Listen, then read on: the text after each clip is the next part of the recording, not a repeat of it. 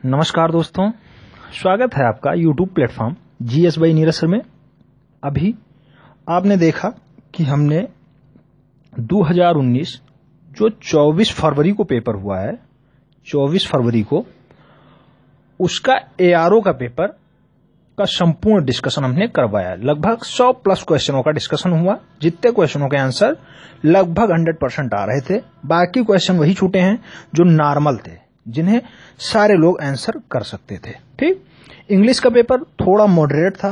कहने का मतलब यह है इंग्लिश थोड़ा हार्ड था। ठीक, तो इंग्लिश का पोर्शन हार्ड था। अगली बार से भी अच्छा पेपर इस बार बना था। अगर 2019 के ऊपर हम लोग नजर डालें तो 2019 का हाई कोर्ट का जो एआरओ की वैकेंसी थी, टोटल वैकेंसी थी 277। उसमें जो पेपर आया है इस बार वो मॉडरेट पेपर आया है।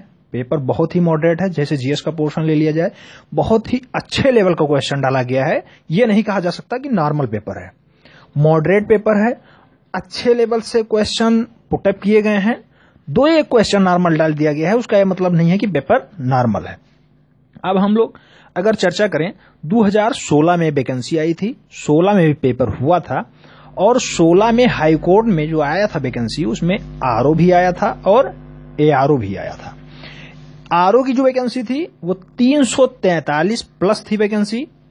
उस समय 343 वैकेंसी के लिए जो जर्नल का कट ऑफ गया था वो लगभग 134 मार्क गया था। 134 नंबर जर्नल का एक्सपेक्टेड कट ऑफ था, उस समय गया था 134। देन अगर एआरओ की बात करें, जो इस बार एआरओ की ही वैकेंसी आई है स्पेशलाइज, तो एआरओ की वैकेंसी उस समय कम थी। टोटल नंबर ऑफ वैकेंसी थी 66। उसमें से अगर जर्नल की बात करें तो जर्नल का कट ऑफ गया था 116 मार्क। जी, 116 नंबर गया था जर्नल का पाप। और जो 116 नंबर गया उसके जाने का मेन कारण यह था कि पेपर बहुत ही कठिन था। जी, एआरओ का पेपर बहुत ही कठिन था तुलना में आरओ के। आरओ का पेपर आसान था, थोड़ा आसान लग रहा था इसलिए मैं बोल रहा हूं, लेकिन जो एआरओ का पेपर था वो कठिन था। सभी लोगों ने यही कमेंट किया है, यही बताया है। देखने में भी लग रहा था पेपर एआरओ का जो 2016 में हुआ वो कठिन था। आप लोगों को कैसा लगता है कमेंट्स में बता सकते हैं। लेकिन जो 24 फरवरी 19 को पेपर हुआ है, एआरओ की स्पेशलाइज वैकेंसी थी। टोटल वैकेंसी 277 है। जी, 277 वैकेंसी है।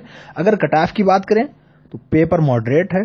मॉडरेट का मतलब यही है कि पेपर नॉर्मल भी है और पेपर थोड़ा कठिन भी कहा जा सकता है। जी, अगर क्वेश्चन ये भी पूछा गया है कि यूपी की राजधानी क्या है या पंजाब के मुख्यमंत्री कौन है, तो क्वेश्चन ये भी पूछा गया है मुगल से और अशोक से भी। ठीक, तो ध्यान रखें, पेपर इन्हीं को मॉडरेट कहते हैं कि थोड़ा नॉर्मल से चढ़ के अगर हायर लेवल तक हम लोग चढ़ें, छोटी श्रेणी से स्टार्ट करें और पीक तक पहुंचे। तो अगर इस बार का कट ऑफ हम लोग देखें तो कट ऑफ जर्नल को जो जाने की उम्मीद है, जर्नल की 137 से 142 नंबर के बीच जिसका है, वो अपनी टाइपिंग की तैयारी स्टार्ट कर दें, क्योंकि टाइपिंग इसमें 50 मार्क की होनी है और टाइपिंग में क्वालिफाई होगा वही बंदा फाइनली सेलेक्ट होगा। इसलिए जर्नल की कट ऑफ 137 से 142 तक जानी है। निराश ना हो।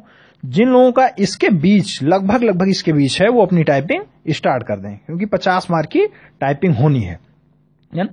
अगर ओबीसी की बात करें तो ओबीसी की कट ऑफ लगभग जाएगा 130 से 135 नंबर। जी, 130 से 135 मार्क जाने की संभावना है, क्योंकि अगली बार जो एआरओ वैकेंसी थी वो 66 वैकेंसी आई थी, तो उसका कट ऑफ 116 इसलिए गया था, पेपर बहुत ही कठिन था। लेकिन इस बार पेपर थोड़ा मॉडरेट है, तो इसे इजी भी कहा जा सकता है और थोड़ा कठिन भी कह सकते हैं।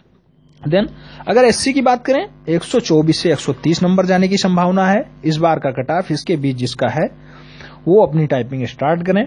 और अगर एसटी की बात करें तो एसटी का कट ऑफ 115 से 120 के मध्य ही रहेगा।